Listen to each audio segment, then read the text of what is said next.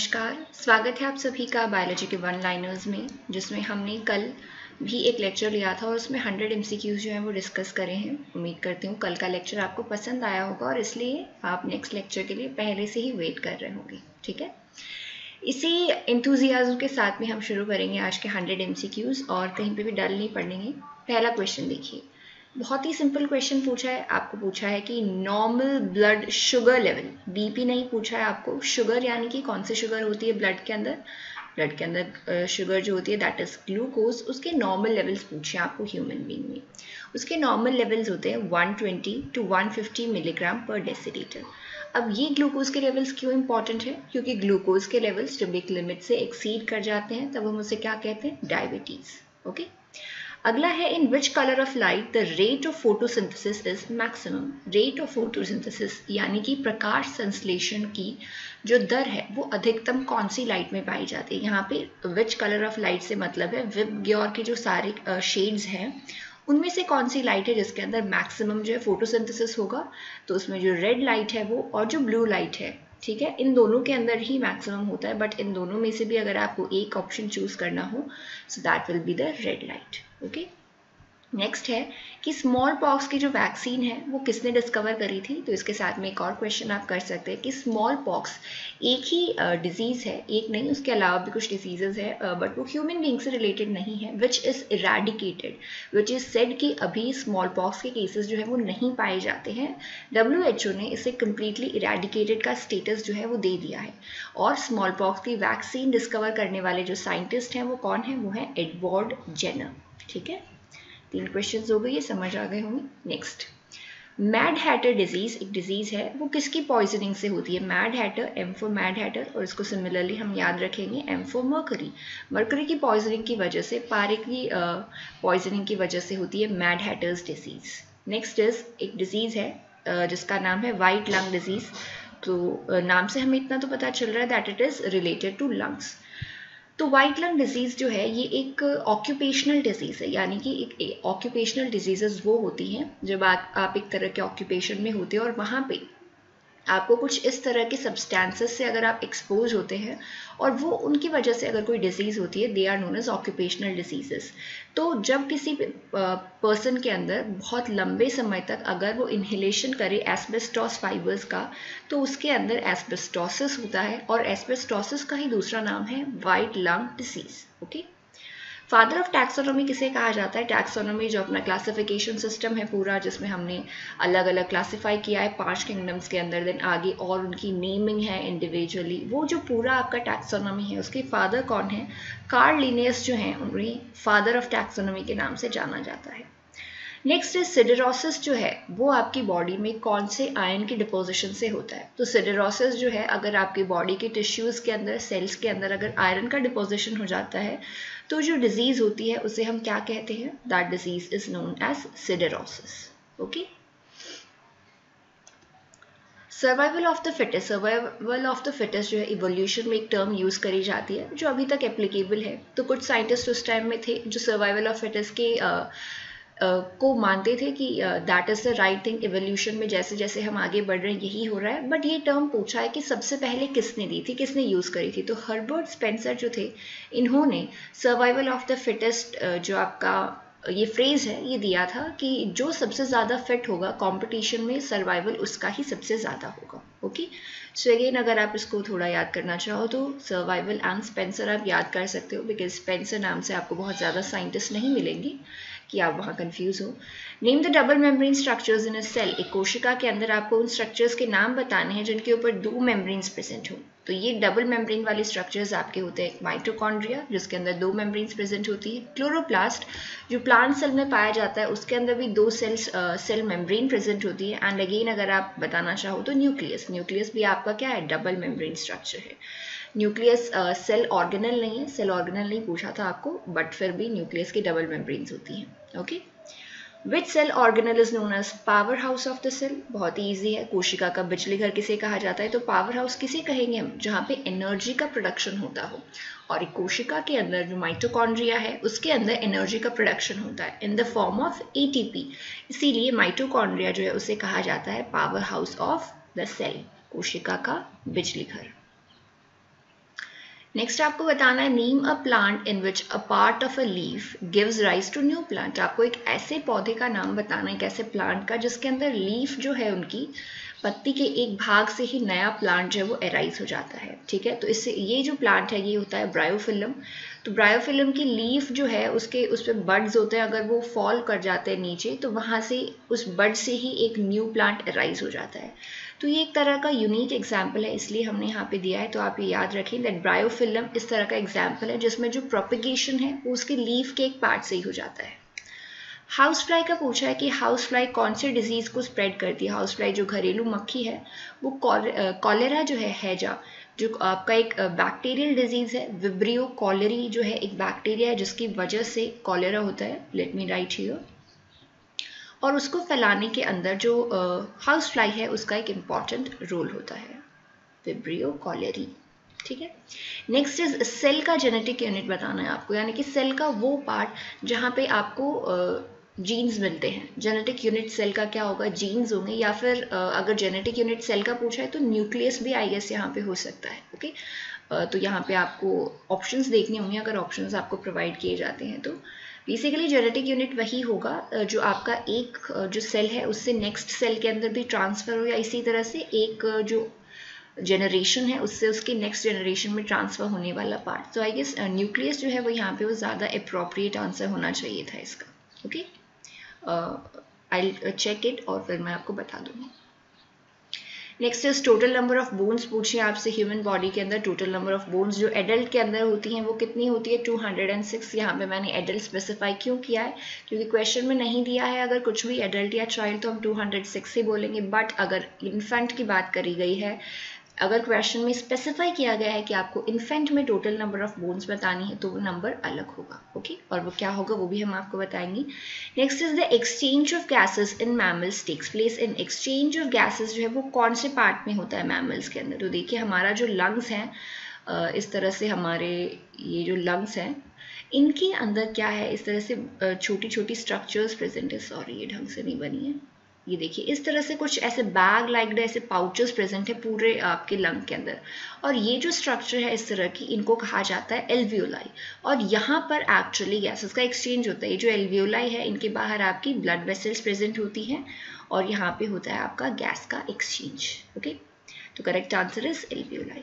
High altitudes पे, यानी कि अगर आप ऊंचाई पे जैसे जैसे जाते हो तो वहाँ पे आपके आरबीसीज के नंबर में क्या होता है। तो इसको आप ऐसे याद रख सकते हो कि जो पहाड़ी इलाके के जो लोग होते हैं उनको अगर आपने देखा होगा तो उनकी थोड़ा सा रेडिश एक अपीयरेंस होता है, उनका थोड़ा पिंकिश जैसा उनकी स्किन के ऊपर। दैट इज क्योंकि ऐसा मान सकते हैं हम क्योंकि उनके अंदर आरबीसीज ज़्यादा होती है और आरबीसीज आपको रेड कलर प्रोवाइड करती हैं। बेसिकली उसका डायरेक्ट रिलेशन आरबीसी से नहीं होता है, ब्लड वेसल्स से होता है। बट याद करने के लिए है ये कि जैसे हाई एल्टीट्यूड पे हम जाएंगे तो हम एक बार अगर जैसे मैंने आपको बताया दैट रेडिश कलर, तो उससे यही पता चलेगा हमें कि यहाँ पे आरबीसीज बढ़ रही हैं। ये आपके एमसीक्यू के लिए याद रखना है सिर्फ। तो यहाँ पे आरबीसीज में क्या होता है, इंक्रीज होता है आरबीसी के अंदर। ठीक है, और आरबीसी में इंक्रीज होने की जो प्रोसेस है उसको हम कहते हैं यहाँ पे, एक और क्वेश्चन ये आपके लिए हो सकता है, that is known as polycythemia. Okay, increase in the number of RBCs. ठीक है, क्योंकि इस तरह के क्वेश्चंस जो है वो आपसे पूछे जा सकते हैं, तो मुझे साथ साथ जो भी याद आएंगे वो मैं आपको बताती रहूँगी। इन एरोबिक कंडीशन यानी कि ऑक्सीजन यहाँ पे प्रेजेंट है। ठीक है, ग्लूकोज आपको बताना है किस में कन्वर्ट होगा। ग्लूकोज कन्वर्ट हो जाएगा आपका यहाँ पे 2 मॉलिक्यूल्स ऑफ पायरुवेट के अंदर। 2 पायरुवेट मॉलिक्यूल्स का फॉर्मेशन होता है यहाँ पे। एटीपी का फॉर्मेशन भी होता है, NADH का फॉर्मेशन भी होता है।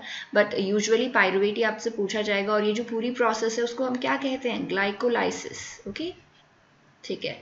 Next is morphology. अगर आपको क्रोमोसोम्स की पढ़नी है कि बाहर से किस तरह के, मॉर्फोलॉजी का ये मतलब होता है कैसे अपीयर हो रहे हैं, क्योंकि क्रोमोसोम जो है वो अपनी शेप के अकॉर्डिंग अलग अलग तरह के होते हैं। जैसे ओके, एक के अंदर जैसे इस तरह से, तो ये इनकी शेप अगर आपको स्टडी करनी हो तो आप जो है सेल साइकिल, सेल का जो डिवीजन है उसके कौन सी फेज में स्टडी करोगे। अगर सबसे बेस्ट स्टेज अगर आपको बताई जाए तो वो है मेटाफेज। मेटाफेज के अंदर मॉर्फोलॉजी ऑफ क्रोमोसोम सबसे अच्छी तरह से पढ़ी जा सकती है। इंक्रीज्ड आरबीसी, देखिए थोड़ी देर पहले हमने जो एमसीक्यू डिस्कस किया था, आरबीसी अगर इंक्रीज हो जाती है आपकी बॉडी में उस कंडीशन को हम क्या कहते हैं, पॉलीसाइथीमिया। ठीक है। अगला आपको बताना है कि जो अमीबा है, अमीबा का लोकोमोटरी ऑर्गन कौन सा है। तो अमीबा के पास में किसी भी तरह के जो है लोकोमोटरी ऑर्गन्स वैसे अवेलेबल नहीं होते हैं, बट उसमें फिर भी मूवमेंट पॉसिबल है, which is due to the formation of pseudopodia. एक छोटे से डायग्राम से हम समझ लेते हैं यहाँ पे, एक सेकेंड।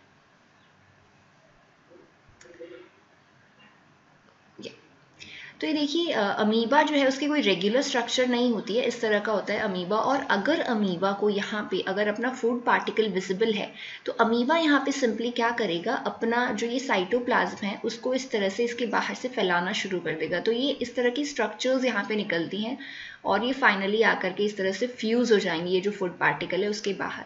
और ये जो पूरा प्रोसेस है इसे हम कहते हैं स्यूडोपोडिया फॉर्मेशन। उसकी वजह से क्या है, ये थोड़ा मूवमेंट कर पाए अपनी फूड पार्टिकल की तरफ, या इसी तरह अगर कोई प्रे है इसके आसपास इसका तो उससे भी वो मूव कर सकता है थोड़ा बहुत। आपको बताना है आपकी बॉडी की सबसे बिजिएस्ट मसल कौन सी है। तो देखिए अगर आप कुछ भी नहीं कर रहे हैं तो आप हमेशा अपनी आंखें तो ब्लिंक कर ही रहे होते हैं, या फिर you still look around something, कुछ ना कुछ आप देख ही रहे होते हैं, ठीक है। तो आपकी आई मसल जो है वो आपकी बॉडी की बिजिएस्ट मसल हैं। आई गेस हार्ट मसल होनी चाहिए थी यहाँ पे। हार्ट जो है आपका ऑर्गन अगर ऑर्गन होता so that would have been heart, कि बिजिएस्ट ऑर्गन अगर आपसे पूछे, क्योंकि वी ऑल नो हार्ट जो है वो कभी रुकता नहीं है, but muscle that will be eye muscle. Okay, the sweat glands are present in which part of the body. Sweat glands आपकी पूरी स्किन पर ही प्रेजेंट है, बट ज़्यादा कॉन्सेंट्रेशन आपकी स्वेट ग्लैंड की मिल सकती है आपको आर्मपिट रीजन में, ग्रॉइन रीजन में, okay, but it is overall present in the all over your skin. Fungus की स्टडी को क्या कहते हैं। तो देखिए फंगस के लिए हमारे पास माइकोटा इस तरह की टर्म्स जो है फंगस के लिए यूज होती हैं, और एल्गी जो है, एल्गी के लिए फाइको टर्म यूज होती है, ठीक है। फाइको फंगस के लिए नहीं करना है, एल्गी के लिए फाइको है एंड फंगस के लिए myco. So the term will be mycology. Logy is for study and myco किसकी स्टडी है, फंगस की स्टडी है। सिमिलरली एंट्स की स्टडी को हम क्या बोलेंगे, मिर्मेकोलॉजी। तो लॉजी तो सेम है यहाँ पे, आपको याद रखना है मिर्मेकोलॉजी, ओके। बीज की स्टडी को क्या कहते हैं। तो बी का जो कॉमन अगर आपने नेम सुने होंगे तो एपिस इंडिका इस तरह का नाम होता है। तो उसका जो जीनस का नाम है बी का दैट इज एपिस, और यहाँ से हमने वर्ड ले लिया है एपी, तो एपियोलॉजी है। इसी तरह से मधुमक्खी पालन को एपीकल्चर कहते हैं, okay. What is the study of fermentation called? Fermentation की स्टडी को क्या कहते हैं। फर्मेंटेशन के अंदर जो एंजाइम इन्वॉल्व होता है उसका नाम है जाइमेज, ओके, जो सबसे पहले यीस्ट से एक्सट्रैक्ट किया गया था, इसीलिए इसकी स्टडी जो है इसको कहा जाता है जाइमोलॉजी। नाउ सिग्मॉइड कॉलन पूछा है, तो आपका जो लार्ज इंटेस्टाइन है उसके काफ़ी सारे पार्ट्स हैं। सीकम होता है, कॉलन होता है और रेक्टम होता है। तो सबसे पहले इनिशियल जो पार्ट है यहाँ से यहाँ तक आपका स्मॉल इंटेस्टाइन था, उसके बाद लार्ज इंटेस्टाइन शुरू हुआ तो ये आपका सीकम होता है, ओके। फिर ये असेंडिंग कॉलन होगा, ये ट्रांसवर्स कॉलन होता है लार्ज इंटेस्टाइन का पार्ट, फिर ये डिसेंडिंग कॉलन होता है, और उसके बाद में यहाँ पे लास्ट में आपको मिलता है सिग्मॉइड कॉलन जो थोड़ा एस शेप का होता है, then rectum and anal canal. So ये पार्ट जो है sigmoid colon that is a part of large intestine only, या फिर कोई भी कॉलन आपको पूछे, ascending colon, transverse colon, descending colon, all are parts of large intestine.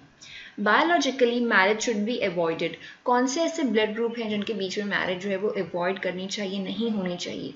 वो है आपके पास में RH positive male and RH negative female, ठीक है। तो अगर आप इसको कॉमन लैंग्वेज में बोलें तो कोई भी आपका ब्लड ग्रुप है A, B, O और AB, अगर उसके अंदर मेल जो है वो इनमें से किसी भी ब्लड ग्रुप का पॉजिटिव है, यानी कि ABO ब्लड ग्रुप के किसी भी ब्लड ग्रुप में अगर मेल पॉजिटिव है और वहीं फीमेल का कोई भी ब्लड ग्रुप है इन चारों में से, and if she is negative, ठीक है। सिर्फ इतना याद रखना है, जो हम A पॉजिटिव B नेगेटिव ये बोलते हैं, इसमें पॉजिटिव और negative it stands for RH factor.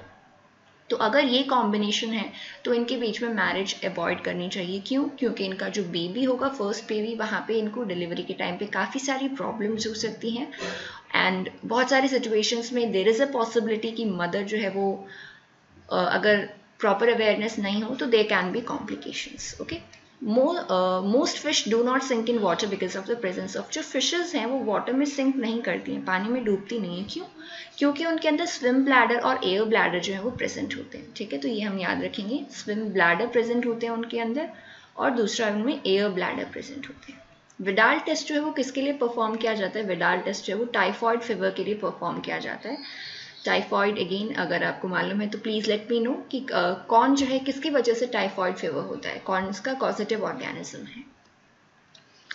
In which part of the body digestion of protein takes place? Protein का डाइजेशन कहाँ पे शुरू होता है, ये है क्वेश्चन। ओके, ये नहीं पूछा कहाँ कंप्लीट होता है। तो प्रोटीन का digestion we all know stomach में शुरू होता है। कौन सा एंजाइम है आपके पास में स्टमक के अंदर जो प्रोटीन का डाइजेशन करता है? That is pepsin. ब्रेन का सबसे बड़ा पार्ट अगर आपसे पूछा जाए तो the largest part of the brain is cerebrum. What is the normal heartbeat rate of an adult? 70 to 75 है, एवरेज आप 72 ले सकते हैं, 72 बीट्स पर मिनट। एलिमेंट्री कनाल का सबसे बड़ा पार्ट आपको बताना है, तो यहाँ पे आपको स्मॉल इंटेस्टाइन और लार्ज इंटेस्टाइन में कंफ्यूजन हो सकता है, बट वहाँ आपको कंफ्यूज नहीं होना है। लार्जेस्ट पार्ट जो है वो एलिमेंट्री कनाल का स्मॉल इंटेस्टाइन ही है, बट इनके नेम्स डिफरेंट क्यों हैं? वो इनके डायमीटर के अकॉर्डिंग है। स्मॉल इंटेस्टाइन का डायमीटर कम है, लार्ज इंटेस्टाइन का ज़्यादा है, इस वजह से इनके नेम्स चेंज मतलब लेंथ के अकॉर्डिंग नहीं है। कंप्लीट डाइजेशन फूड कहाँ पे होता है? कंप्लीट डाइजेशन हमें मालूम है जब पैंक्रियाज के जो डाइजेस्टिव एंजाइम्स हैं वो आकर के इंटेस्टाइन में मिलते हैं, उसके बाद कंप्लीट डाइजेशन होता है, उससे पहले नहीं होता है। So the answer is small intestine. Bile juice जो है वो कहाँ से सीक्रेट होते हैं? बाइल का फॉर्मेशन आपके लिवर में होता है। हेपेटोसाइट्स जो हैं, जो लिवर की सेल्स हैं, वो बाइल का फॉर्मेशन करती हैं। बाइल स्टोर कहाँ पे होता है? लेकिन लिवर में स्टोर नहीं होगा, बाइल के स्टोर के लिए अलग जगह है, that is your gall bladder, जो एक्चुअली आपका जो लिवर है, लिवर के पीछे की तरफ ही यहाँ पे इस तरह से प्रेजेंट होता है आपका gall bladder. Okay, hardest material बताना है आपको बॉडी के अंदर कौन सा? इनामल, जो आपके टूथ का पार्ट है उससे हम वो आपका बॉडी का क्या है? हार्डेस्ट पार्ट है इनामल। ओके, बोन नहीं बताना है, बोन इनामल के बाद में आता है। पीएच बताना है बाइल का, तो बाइल जो है वो आपका बेसिक पीएच होगा, उसका एल्केलाइन होगा, तो 7.7 पीएच होता है बाइल का। डीएनए किसने डिस्कवर किया था? या फिर डीएनए डबल हेलिक्स मॉडल किसने दिया था? DNA double helix model Watson and Crick ने दिया था, तो यहाँ पे डबल हेलिक्स मॉडल होना चाहिए था। ओके, डबल हेलिक्स मॉडल, क्योंकि एक्चुअली जो डीएनए की डिस्कवरी हुई थी वो स्टार्ट हुई थी ग्रिफिथ के एक्सपेरिमेंट से, उसके बाद में आगे उसमें और एक्सपेरिमेंट्स हुए थे। तो एक्चुअली वॉटसन एंड क्रिक ने केवल क्या किया था, उसका जो डबल हेलिक्स मॉडल जो हम डीएनए को इस तरह से रिप्रेजेंट करते हैं, that was given by Watson and Crick. Next is diabetes mellitus, या फिर नॉर्मली जैसे आप डायबिटीज कहते हो, और शुगर, वो किसकी डेफिशिएंसी से होता है? कौन सा सब्सटेंस आपकी बॉडी में डेफिशिएंट हो जाता है जिस वजह से डायबिटीज होता है आपको? वो है इंसुलिन। और इंसुलिन की डेफिशिएंसी की वजह से जो आपका ग्लूकोज का बैलेंस है बॉडी में वो डिस्टर्ब हो जाता है, और इस वजह से क्या होगा? ग्लूकोज की अमाउंट जो है ब्लड के अंदर वो बहुत ज़्यादा बढ़ जाती है। ठीक है, और इसी को हम क्या कहते हैं? डायबिटीज, या फिर लेमन लैंग्वेज में शुगर।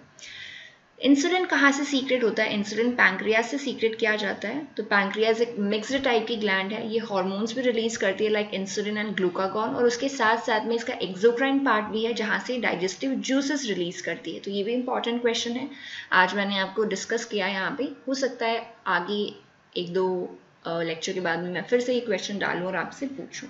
ओके, नेक्स्ट आपको बताना है सेल की डिस्कवरी किसने करी थी? Cell was discovered by Robert Hooke. हो सकता है आपको सेल और न्यूक्लियस किसने डिस्कवर किया उसमें थोड़ा बहुत कंफ्यूजन हो, इसीलिए हमने आपके लिए दोनों पास पास रखे हैं। न्यूक्लियस की डिस्कवरी किसने करी थी? Nucleus was discovered by Robert brown. दोनों रॉबर्ट ही थे, बट याद हमें क्या रखना है कि हुक ने किसकी डिस्कवरी करी थी? सेल की, और ब्राउन ने किसकी डिस्कवरी करी थी? न्यूक्लियस की। फिर एक आपके पास में कॉन्सेप्ट आता है जब हम सेल के बारे में पढ़ते हैं, which is known as cell theory, जो दो अलग अलग साइंटिस्ट ने मिलकर के दी थी। ये प्लांट्स और एनिमल सेल के बारे में कुछ कॉमन फीचर्स हैं यहाँ पे जो दिए गए हैं। ये सेल थ्योरी जो है वो दी गई थी शिल्डेन और श्वान के द्वारा। तो आपको सिर्फ शिल्डेन और श्वान अगर आप याद रखोगे, so that is also sufficient. Okay, next आपको एक टर्म यहाँ पे दी हुई है ओमिनिस सेल्यूला ई सेल्यूला। ओमिनिस सेल्यूला ई सेल्यूला का मतलब है कि कोई भी अगर न्यू सेल है उसका फॉर्मेशन जो है वो पहले से एग्जिस्टिंग कोई सेल है उसी से होता है। यानी कि अगर शुरुआत में केवल एक ही सेल है तो जब वो सेल डिवाइड करेगी तो उसके डिवीजन से ही न्यू सेल का फॉर्मेशन होगा। और ये जो कॉन्सेप्ट है ये दिया था रुडोल्फ विर्चो ने। ओके, अगेन आपका सेल से रिलेटेड है, तो ये इंपॉर्टेंट है। ओमिनिस सेल्यूला ई सेल्यूला सेम है ये हिंदी के अंदर भी, because it is not in English language में नहीं है ये जो टर्म है वो। और इसका यही मतलब है कि न्यू सेल का फॉर्मेशन जो है वो होता है प्री एग्जिस्टिंग सेल से। ठीक है, फ्रॉम प्री एक्सिस्टिंग सेल। किसने दिया था ये कॉन्सेप्ट? रुडोल्फ विर्चो ने। नेक्स्ट इज प्रोटीन जो है किससे बना हुआ है, या फिर आपको ये भी पूछा जा सकता है प्रोटीन की जो मोनोमर यूनिट है वो क्या होती है। तो प्रोटीन्स जो है वो अमाइनो एसिड्स के जुड़ने से बनते हैं। जैसे फर्स्ट अमाइनो एसिड अटैच होगा, फिर सेकंड का अटैचमेंट हुआ, थर्ड, इस तरह से बहुत सारे अमाइनो एसिड जब अटैच होते हैं और ये जो पॉलीमर बनता है उसी को हम क्या कहते हैं? प्रोटीन। तो प्रोटीन किससे बने हुए होते हैं? अमाइनो एसिड से। Okay okay, what is the most ideal food for newborn's? Newborn's जो है नवजात बच्चे जो, उनके लिए सबसे आदर्श भोजन कौन सा है? Mother's milk. ब्रेस्ट फीडिंग जो है वो बेस्ट होती है न्यूबॉर्न्स के लिए। ओके, मदर्स मिल्क उनके लिए बेस्ट ऑप्शन है न्यूट्रिशन का। The sugar found in milk, milk के अंदर कौन सी शुगर पाई जाती है? तो ये जब हमने प्रोटीन डिस्कस किया था मिल्क का, कैसीन, उस टाइम पे मैंने आपको बताया था कि जो शुगर होती है उसे वो होती है लैक्टोज, और इसी वजह से लैक्टोज को मिल्क शुगर भी कहा जाता है। ठीक है, आरएनए का मेन फंक्शन बताना है कि आरएनए क्या करता है आपकी बॉडी में। तो आपकी यूजुअली क्या है? डीएनए, डीएनए से आरएनए का फॉर्मेशन होता है आपके सेल्स के अंदर, और ये जो आरएनए है ये हेल्प करता है प्रोटीन के फॉर्मेशन के अंदर। ठीक है, in the synthesis of protein. Human blood जो है वो रेड कलर का है। क्यों है रेड कलर का? रेड कलर का है हीमोग्लोबिन की वजह से। और ये हीमोग्लोबिन है कहाँ पे पाया जाता है? हीमोग्लोबिन पाया जाता है आरबीसीज के अंदर, इस वजह से आरबीसी भी आपकी रेड कलर की है। सबसे बड़ा सेल बताना है आपको ब्लड के अंदर। जो मैमल्स का ब्लड है उसका लार्जेस्ट सेल जो है वो कौन सा है? वो लार्जेस्ट सेल आपका होता है मोनोसाइट। ठीक है, देन आपको बताना है कि पहली क्लोन्ड शीप या बायोटेक्नोलॉजी की हेल्प से हमने पहली जो शीप बनाई थी वो कौन सी थी? इट वॉज डॉली, उसे नाम दिया गया था डॉली।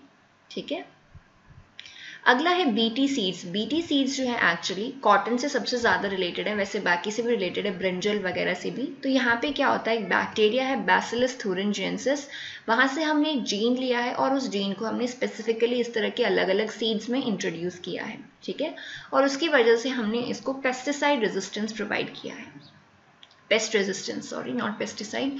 तो इस वजह से आपको सिर्फ यही पूछा है कि ये जो सीड का नाम है, बीटी सीड का नाम, ये मुख्यतः किससे एसोसिएटेड है? इट इज किससे संबंधित है? ये कॉटन से संबंधित है। दुनिया का सबसे बड़ा फ्लावर आपको बताना है विश्व का, वो कौन सा है? रेफ्लेसिया। और रेफ्लेसिया जो है एक पैरासिटिक प्लांट है। ठीक है, ये भी आप याद रखिए इसके साथ में।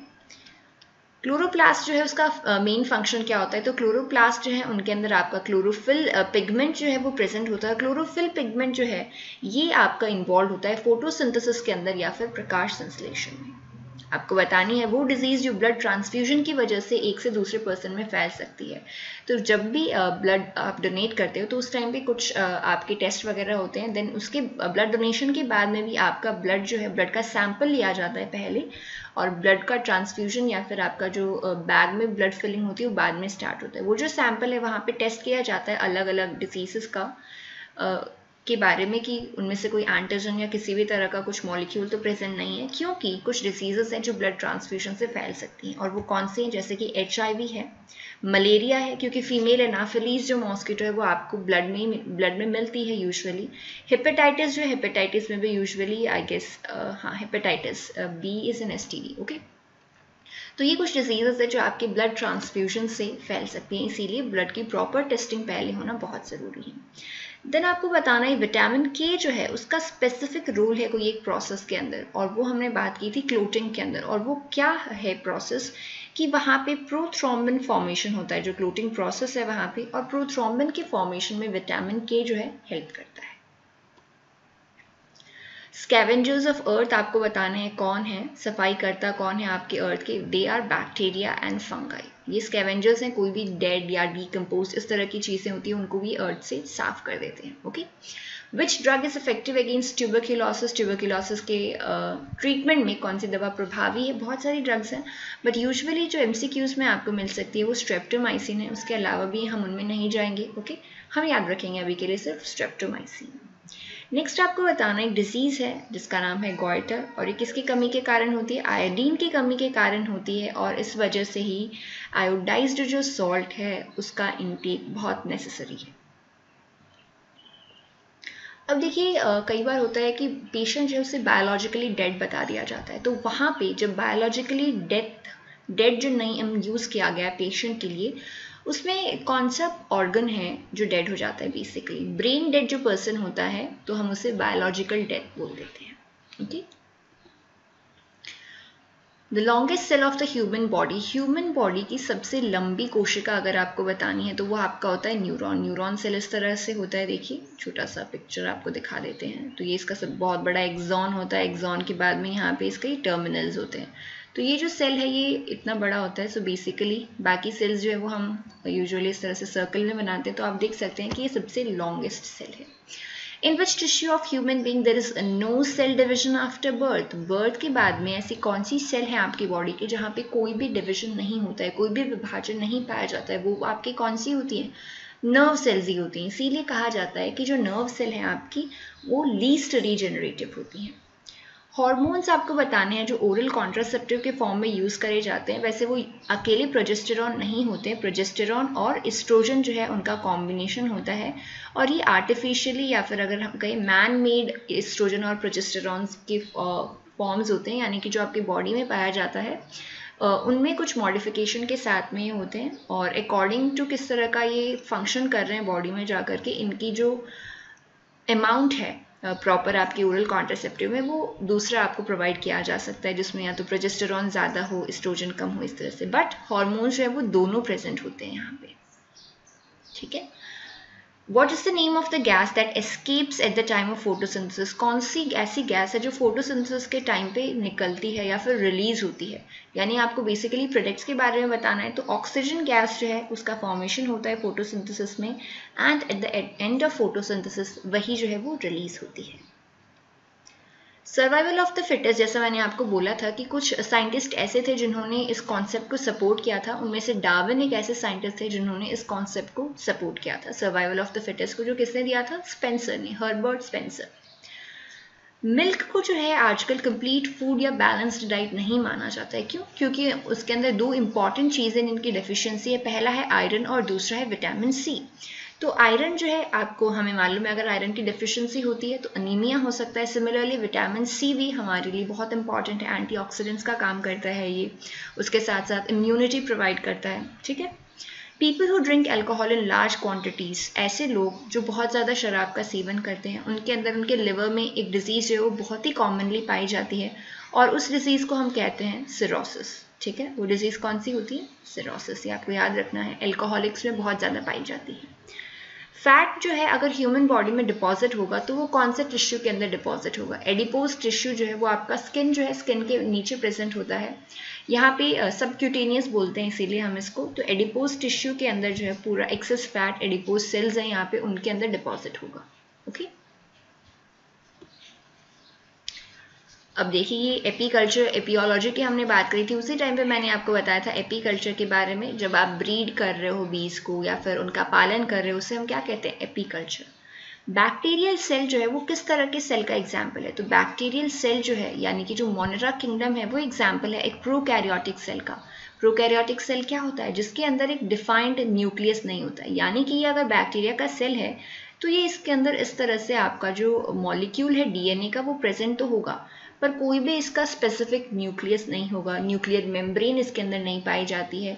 अंदर न्यूक्लियस की और जो स्ट्रक्चर्स होती हैं, न्यूक्लियोसोम्स वगैरह, वो भी इनमें नहीं पाए जाते हैं। ठीक है, लेकिन जो यूकैरियोटिक सेल है, जैसे आपने प्लांट या एनिमल सेल कभी भी अगर देखा होगा, तो उनके अंदर हम अलग से बीच में एक गोला बनाते हैं जो हमारा न्यूक्लियस होता है। और जितने भी आपके न्यूक्लियस के कंटेंट्स है, जो भी डीएनए है, न्यूक्लियोसोम्स हैं, और एन के बाहर ये जो मैंने डायग्राम लाइन ड्रॉ करी है, that is your nuclear membrane. ठीक है, तो ये डिफरेंस होता है दोनों के अंदर। और बैक्टीरिया सेल जो है वो एक प्रोकैरियोटिक सेल का एग्जाम्पल है।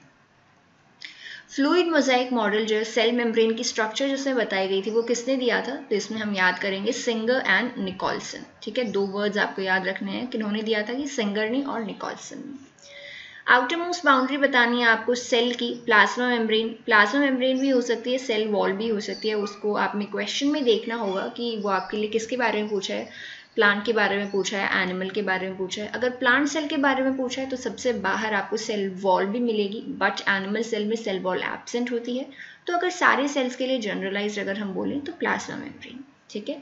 ब्लू ग्रीन एल्गी आपको बताने हैं, ब्लू ग्रीन एल्गी जो है मोनेरा किंगडम में ही बिलोंग करती हैं, ठीक है। और ये भी क्या होती हैं, आपकी प्रोकैरियोट्स होती हैं, यानी कि जहाँ पे आपके बैक्टीरिया क्लासिफाइड है उनके साथ में कुछ एल्गी भी क्लासिफाइड है, और वो आपका कौन सा किंगडम है, मोनेरा। और वो सेल्स कैसे हैं मोनेरा किंगडम के, सारे ऑर्गेनिजम्स कैसे हैं, प्रोकैरियोटिक। लार्जेस्ट सेल बताना है आपको ह्यूमन बॉडी का, ह्यूमन बॉडी का लार्जेस्ट सेल होगा ओवम, ठीक है। तो यहाँ पे आपको उस तरह से नहीं बताना है कि मेल होगा तो उसमें ओवम थोड़ी होगा, क्वेश्चन में इस तरह से नहीं पूछा जाता है कि मेल बॉडी का लार्जेस्ट सेल बताइए, ठीक है। सिंपली पूछा जाएगा आपको ह्यूमन बॉडी का लार्जेस्ट सेल, जिसमें मेल और फीमेल दोनों ही इंक्लूडेड होंगे। और यहाँ पे ओवम जो है वो सबसे बड़ा सेल होता है, सबसे छोटा ओवम अगर सबसे बड़ा है तो सबसे छोटा सेल आपका कौन सा होगा, स्पर्म होगा, क्योंकि स्पर्म के अंदर बेसिकली एक न्यूक्लियस ही होता है जो इंपॉर्टेंट होता है, बाकी उसकी टेल वगैरह स्ट्रक्चर्स उसकी सिर्फ मोटिलिटी के लिए होती है। Nucleus is very small in size. Largest cell अगर आपको ओवरऑल बताना हो, ये ह्यूमन बॉडी के रिलेशन में आपसे नहीं पूछा है, तो वो होता है जो ऑस्ट्रिच है उसके अंडे के जो सेल्स होते हैं, उसके ऑस्ट्रिच का अंडा लिया हमने और उसके अंदर जो कोशिकाएं हैं अगर हमने उनको देखी तो वो सेल जो है वो सबसे बड़ी है ओवरऑल। सबसे छोटी सेल माइकोप्लाज्मा, अगेन एक बैक्टीरिया है, माइकोप्लाज्मा सबसे छोटा सेल जिसका है वो होता है माइकोप्लाज्मा का।